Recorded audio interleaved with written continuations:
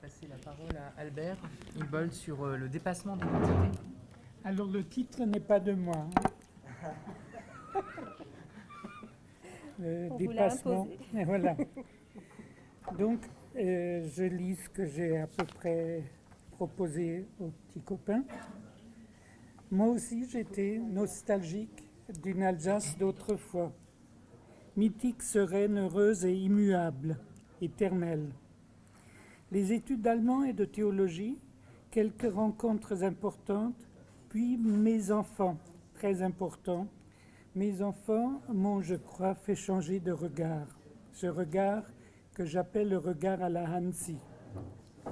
Et fait comprendre que la notion de racine me tire vers le bas, que seul le regard lucide sur notre histoire compliquée peut nous faire aller de l'avant. Assumer toute notre histoire sans vouloir l'utiliser pour prouver quelque chose. Nous n'avons pas connu le pétinisme, pas de maréchal nous voilà, mais une Alsace annexée par Hitler. Par contre, nous avons connu le Front populaire et pendant ces mêmes années 30, les autonomismes de gauche comme de droite.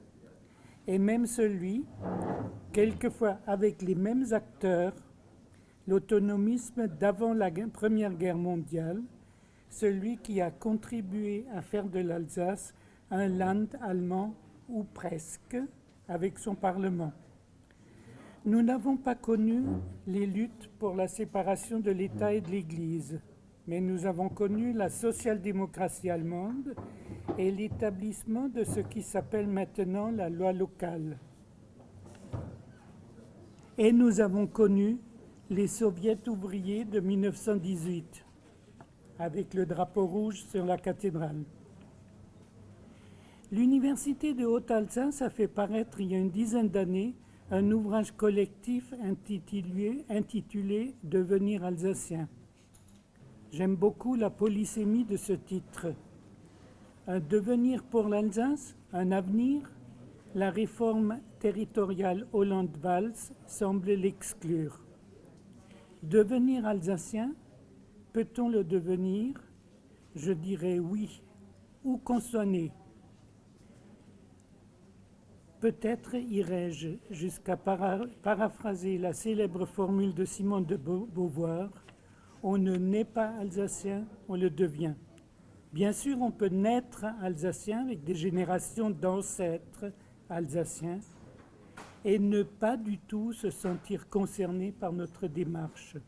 On peut aussi le devenir, si on a envie de partager, de vivre avec, de chercher un avenir ouvert et commun.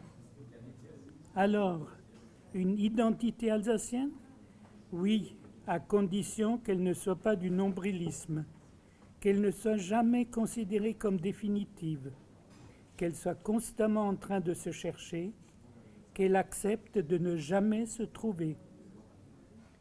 Et pour finir, le lien avec l'écologie, une langue qui s'éteint, c'est écologiquement aussi grave qu'une espèce qui disparaît. Bien sûr, cela s'est produit souvent à travers l'histoire, des langues qui s'éteignent, des espèces qui disparaissent, mais que cela ne nous empêche pas de résister.